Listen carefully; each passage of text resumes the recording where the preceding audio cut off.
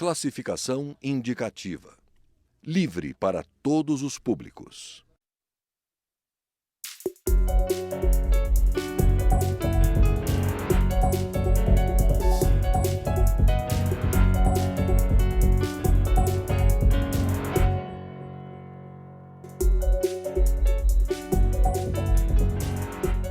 Olá! A partir do ano que vem, os gastos públicos não deverão ser maiores do que a inflação do ano anterior. A medida deve valer por 20 anos, mas pode ser revista a partir do 10º ano. Essa é basicamente a proposta enviada pelo governo interino ao Congresso para frear o aumento do déficit orçamentário, que este ano está previsto em 170 bilhões de reais. A proposta prevê que restrições no caso de desrespeito a essas metas. A discussão já começou e o Câmara Debate, programa da Rádio da TV Câmara, convidou os deputados Luiz Carlos Busato, do PTB do Rio Grande do Sul, e Valdenor Pereira, do PT da Bahia, para entender como essa mudança pode afetar a vida do país. Deputados, a primeira questão que se coloca é a seguinte: com a inflação diminuindo, os gastos e o país se recuperando, nós teremos um aumento de receita e os gastos vão permanecer estáveis ou diminuir em relação ao PIB. Isso significa que a gente está trabalhando para encolher o Estado brasileiro, do deputado Luiz Carlos Busato? Não. Pelo contrário. Os sinais que o governo Temer tem dado é exatamente de crescimento. Você pode perceber que foram feitos reajustes, por exemplo, a todo o funcionalismo, para fazer com que a roda gire, né? Essa semana ainda tivemos a questão da negociação com os governadores, ou seja, injetando mais dinheiro na economia dos estados. E essa medida, essa PEC 241, ela vem exatamente fazer com que o Estado gaste menos com o pessoal e mais com investimentos. Então, nós, a partir de agora, vamos estancar também essa sangria que, ao longo dos anos, vem crescendo vertiginosamente. A PEC, ela visa exatamente tirar o dinheiro da manutenção da máquina e colocar o dinheiro nas estradas e em investimentos no país. Como é que o senhor vê essa questão? A gente tende a ter uma inflação diminuindo, até pela queda de produção, pela queda da economia, e, a receita daqui a alguns anos deve voltar a crescer. Como é que o senhor vê, como é que vai ficar esse Estado? Olha, eu considero que a apresentação desta proposta de emenda constitucional revela claramente a submissão do governo Temer ao receituário neoliberal, porque o governo abdica da sua função de fazer política econômica. É comum em qualquer país do mundo, mesmo os países mais avançados, inclusive os próprios Estados Unidos, Japão, em momentos de depressão, de recessão, de redução da atividade econômica, do Estado participar como indutor da economia, como estimulador da demanda agregada, fazendo gastos públicos, naturalmente, para aquecer a economia, para dar dinamismo à economia. Com esta PEC, que limita um teto de gastos subordinado à correção apenas da inflação do ano anterior, o governo abdica dessa função importante, utilizada largamente em economias, inclusive, capitalistas avançadas. Além disso, é importante destacar que essa PEC, ela fere frontalmente algumas conquistas sociais que foram conquistadas a duras penas pelo povo brasileiro, como a definição de um percentual destinado à educação, à saúde, à previdência social. Ao limitar os gastos com base no reajuste da inflação do ano anterior, em momentos de crescimento econômico, pode sim romper com esse ganho extraordinário do povo brasileiro, que foi a obrigatoriedade de destinar um percentual de 25% no caso dos estados e municípios, de 18% no caso da União para a educação, de 12% obrigatoriamente da receita corrente líquida para a saúde. Portanto, nós consideramos que, além do governo Temer abdicado, o Estado brasileiro abdicado da condição de poder fazer política econômica, fazer política macroeconômica, né?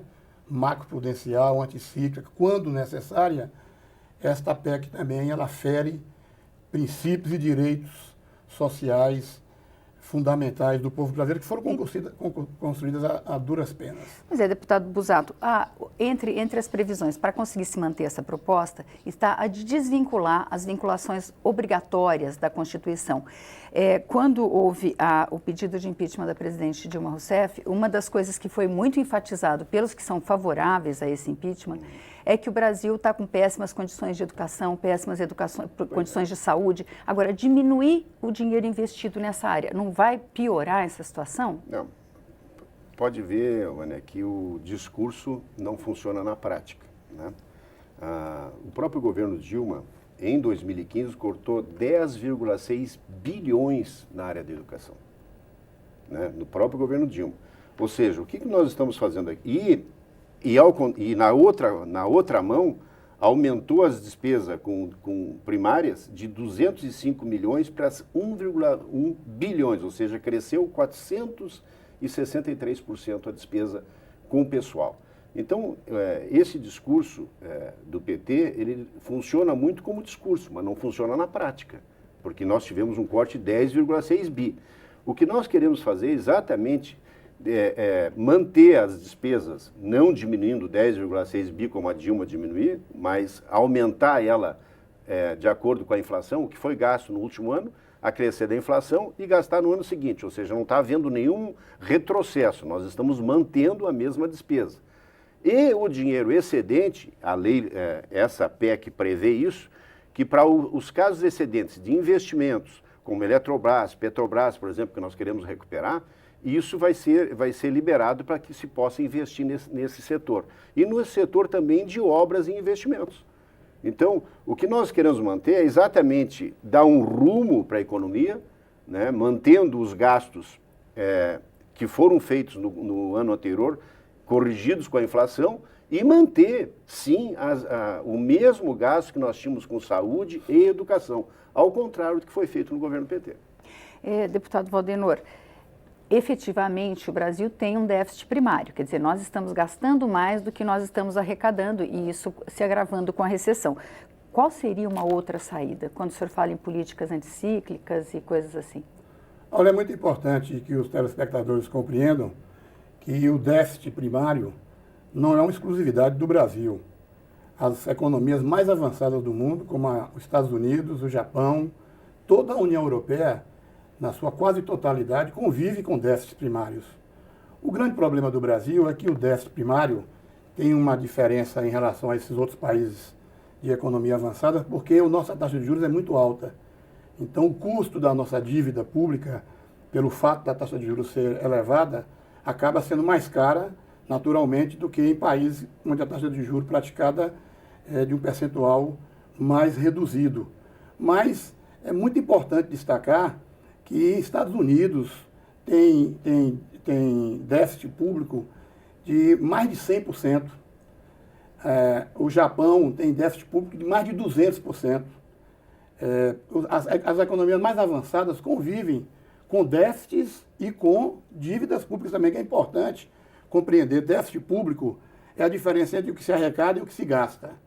Dívida pública é o que se paga de remuneração pela venda de títulos públicos que os países são obrigados a utilizar desse mecanismo, geralmente para pagar ou suprir o déficit público verificado num determinado período.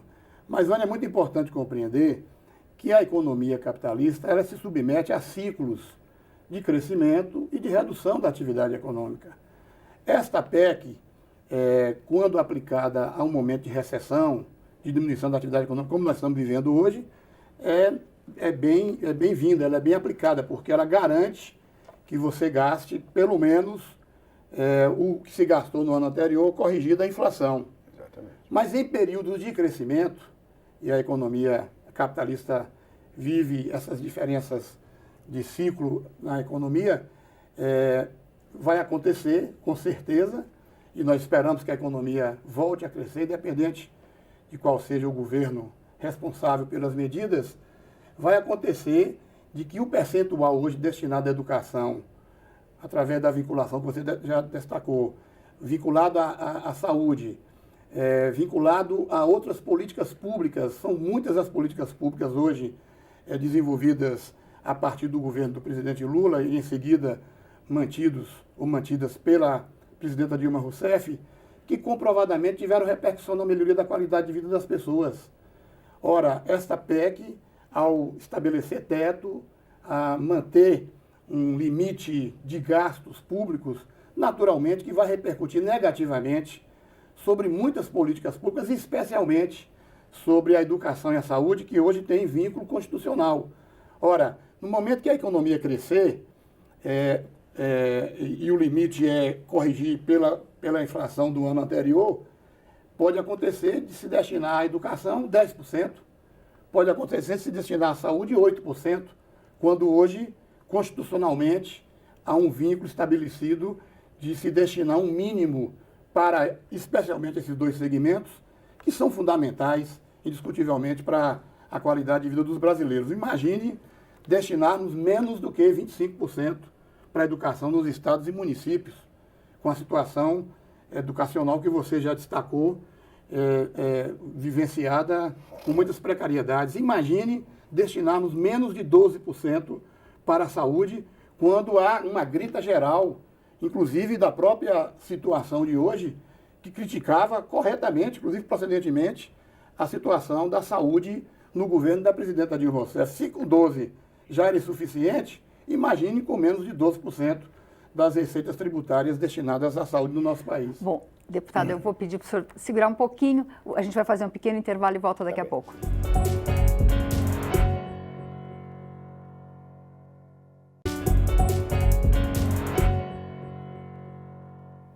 O Câmara Debate está de volta. Hoje nós conversamos sobre a proposta de teto de gastos públicos enviada ao Congresso com os deputados Valdenor Pereira, do PT da Bahia, e Luiz Carlos Busato, do PTB do Rio Grande do Sul. Deputado Busato, só iria responder ao deputado Valdenor sobre a questão de como é suportável uma dívida, um déficit público. E eu gostaria de acrescentar uma questão.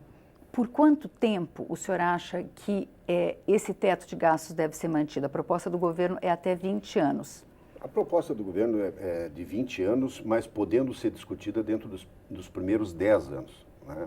Que é o que a gente está prevendo com esse déficit de 170 milhões que nós temos. A recuperação do Brasil vai ser lenta no próximo período. Por isso, essas medidas que estão sendo feitas, por exemplo, da renegociação da dívida com os estados, né, do reajuste do funcionalismo que estava há muitos anos sem receber reajuste, não foi dado aumento, foi dado um reajuste. Mas eu quero chamar a atenção que as despesas de saúde, por exemplo, que em 2015 representaram 37%, em 2016 vão representar 35%. E a educação de 14,4% para 14,3%. Ou seja, já houve uma pequena redução vegetativamente, né, no setor da saúde, no setor da educação, em função dessas despesas.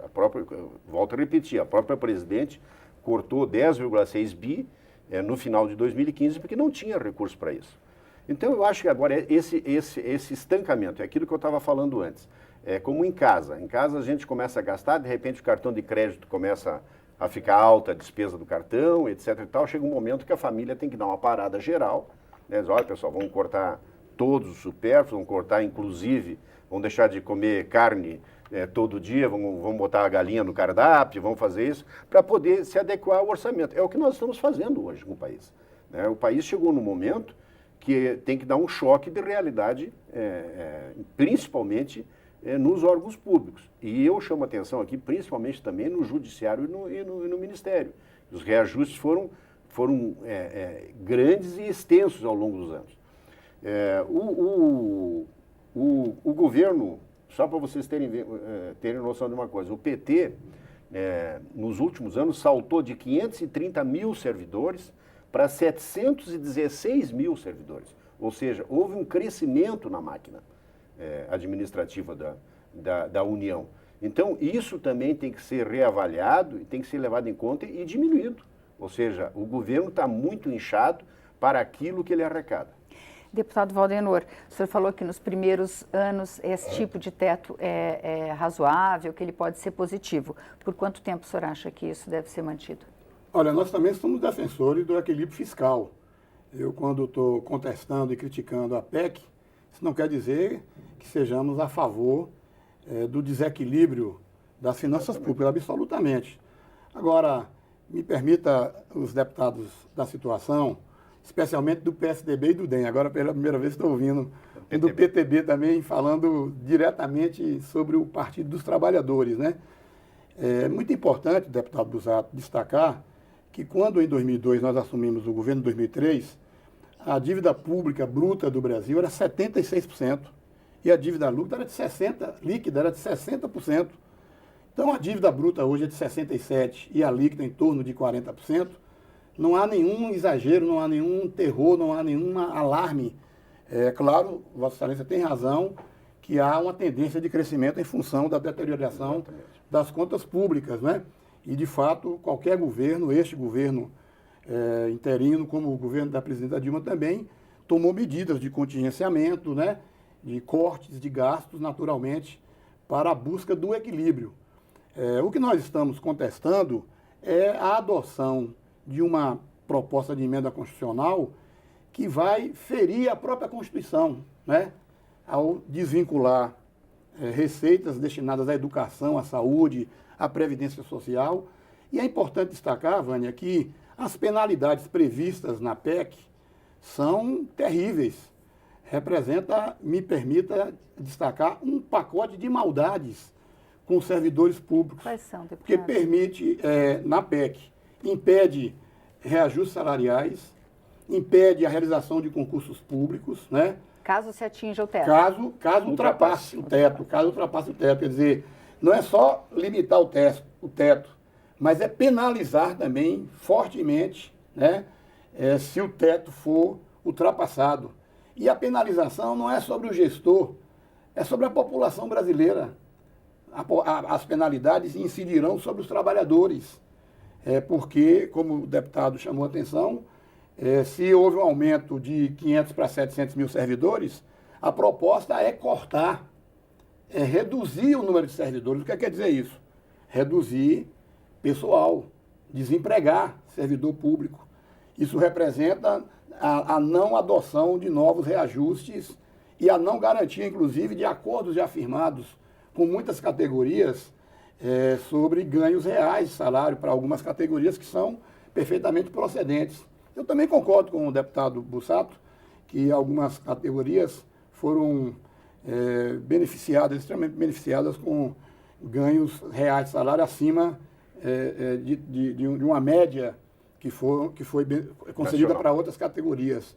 Mas é interessante porque há poucos meses atrás, enquanto eles eram oposição, criticavam ao governo Dilma de não atender aos servidores públicos na concessão de reajustes salariais e de ganhos reais de salário. É importante destacar que durante o governo do presidente Lula e da presidenta Dilma, não houve alteração significativa com os gastos com salários. Eles permaneceram num patamar de aproximadamente 4,5%, 5% do produto interno bruto. Então, não é justo fazer esse destaque agora que estão interinamente no poder, de que o governo estivesse gastando muito com o pessoal, porque, pelo contrário, as categorias de trabalhadores, de servidores públicos do Brasil estão a exigir ganhos salariais e também ampliação dos quadros que em muitos ministérios são insuficientes para responder às demandas que são apresentadas à máquina pública. Busato, por favor. Valdenor, aqui nós estamos com uma confusão de raciocínio aqui. O que houve nesses últimos 13, 14 anos foi um aumento significativo de número de funcionários e sem o reajuste, a reposição da inflação para esses servidores. Ou seja, isso não é verdade, então por isso que nós demos o reajuste agora há poucos dias, repondo vários anos que estavam as categorias sem reajuste. Mas, em compensação, nesses últimos anos, houve um aumento significativo do número. Ou seja, o que houve? Foi um inchaço da máquina em número de funcionários, em número de ministérios, né, que agora o governo está tentando repor, sim, o salário, porque tem categorias aí que há 8, 9 anos não recebiam reajuste, né, e tentar diminuir o número, sim, porque se nós vamos diminuir, não adianta nós aqui diminuirmos o ministério e não diminuir o número de funcionários, aí não tem sentido a reforma ministerial ou a reforma que tem que ser feita no todo da máquina, né. Bom, se vai ser diminuído, vai ter demissões? Bom, acredito que não, até porque o Brasil também cresceu nesse período. Então, tem que ser relocados, tem aqueles funcionários que estão se aposentando, outros que estão pedindo demissão. Então, o crescimento vegetativo, não podemos fazer mais contratações. Então, nessa linha que está sendo feito. Mas aí não reduz o gasto público. Quem vai se aposentar passa a representar um gasto para a Previdência Social. Não, tudo bem, mas nós estamos falando aqui da máquina ativa, né? Aconteça, né? E a redução, deputado Valdenor, a redução no setor da educação e da saúde, não vai haver redução. A PEC prevê que vai haver um aumento, de acordo com a inflação, dos gastos do ano anterior. Diferentemente, volto a repetir, do que aconteceu no governo Dilma, onde houve um corte nos gastos de 10,6 bilhões de reais. Deputado Busato, me permita, no governo Fernando Henrique Cardoso, a título de comparação, gastou-se aproximadamente 30 bilhões ano com a educação. Neste último orçamento de 2015, nós ultrapassamos 100 bilhões para a educação. Os 10 bilhões que o deputado está chamando a atenção diz respeito a um contingenciamento que foi necessário em razão da redução de receitas, depois de 3, 4 recálculos, primeiro o déficit era de X, depois passou para 3X. É verdade. Ou seja, a meta sempre, como a própria presidente Dilma, quando alcançava a meta, era duplicada ou triplicada a meta. É verdade, mas mesmo assim a redução de 10 ainda ficou em mais de 90 bilhões. A despesa com o pessoal no governo Lula foi de 41%. Em 2009 chegou a 85 bi. No governo FHC foi de 10%. Apesar do corte. Mas porque o governo do presidente Lula e da presidente Dilma realmente teve um viés social indiscutivelmente diferente. Que passou de 530 mil funcionários para 700 mil. Exato, é porque houve uma necessidade de dotar ministérios, a máquina pública de pessoal qualificado para a adoção de uma série de novas políticas públicas que hoje estamos tentando inexistentes. Uma última questão. O presidente do Senado, senador Renan Calheiros, afirmou que esse tipo de medida que vai afetar o país durante muito tempo só poderia ser tomada depois de resolvida a questão do impeachment. Se continua o presidente interino Michel Temer ou se volta a presidente Dilma Rousseff. O que o senhor acha disso? Eu acho que o presidente Temer até teve um ato de coragem, porque vocês sabem que é difícil nesse momento, esse é um momento de governo interino, né, onde nós teremos aí nos próximos dias a votação do impeachment da presidente no Senado, haveria de ter, talvez, um presidente, em outro caso, todo cuidado e não fazer nada para não desagradar o Senado, não desagradar A ou B. E, diferentemente disso, o presidente está tomando as medidas que têm que ser tomadas, a população está entendendo, inclusive, houve uma redução de número de ministérios e a própria população achou que foi pouco. Então, eu acho que o governo Temer está tomando as medidas necessárias no momento certo. Nós não podemos esperar ainda mais 30, 60, 90 dias para tomar algumas medidas, porque daqui a pouquinho nós não vamos recuperar isso a curto prazo. O que o senhor acha? Olha, não é isso que responde às pesquisas de opinião pública, né? Hoje, aproximadamente, quase 70% da população brasileira está apontando insatisfação, não aprova o governo interino provisório do Michel Temer. As medidas são atabalhoadas, o presidente Renan Calheiros tem toda a razão. Trata-se de uma medida inédita no mundo capitalista. Você abdicar da função do governo do Estado de fazer política econômica, né? Porque cabe ao Estado também induzir, estimular a demanda agregada em momentos de recessão, em momentos de diminuição da atividade econômica. As medidas são atabalhoadas, realmente ainda numa condição de interinidade. Portanto, acho muito difícil que uma proposta de emenda constitucional seja aprovada aqui na Câmara e no Senado. Isso sinaliza, Vânia, na minha compreensão, uma clara intenção do governo Michel Temer para o mercado, sinalizar para o mercado a não intenção do governo Temer, né, de interferir na economia para defender os interesses nacionais, porque essa medida interessa aos rentistas, ao capital especulativo, interessa a quem atua na especulação financeira e, portanto, desestimula a atividade produtiva, desestimula a atividade econômica, comprometendo o crescimento do país, na minha opinião. Muito obrigada, deputado Valdenor Pereira. Muito obrigado, deputado Busato. O Câmara Debate termina aqui. Se você quiser rever este ou outros programas, vá à nossa página câmara.leg.br/TV. Nós também estamos no YouTube. Obrigada pela audiência e até a próxima.